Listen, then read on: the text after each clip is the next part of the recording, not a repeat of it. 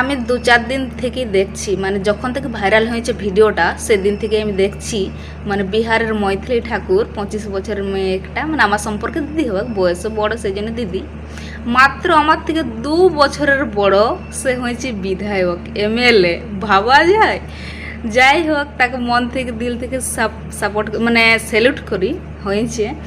তো আমি একটা কথা বলতে চাই, ওর ফেসবুকে এখন এত ভিউজ, মানুষের এত ভালোবাসা, মানে যে 25 বছরের একটা মেয়ে বিধায়ক হয়েছে, মানুষের ভালোবাসা দেখলে মানে অবাক লাগে, মানে এত ভালোবাসা।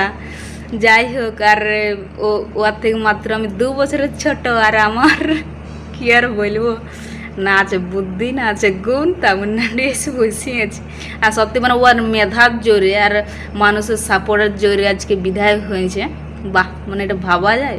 তবে আজকে ফেসবুকে ওর ফলোয়ার্স আর ভিউজ দেখে সত্যি মাথা খারাপ। এত ভিউজ, মিলিয়ন কোটির উপর, বিলিয়ন ট্রিলিয়ন হয়ে যাবে কি এত ভিউজ। যাই হোক, তো মন থেকে দিল থেকে স্যালুট করি দিদিটাকে।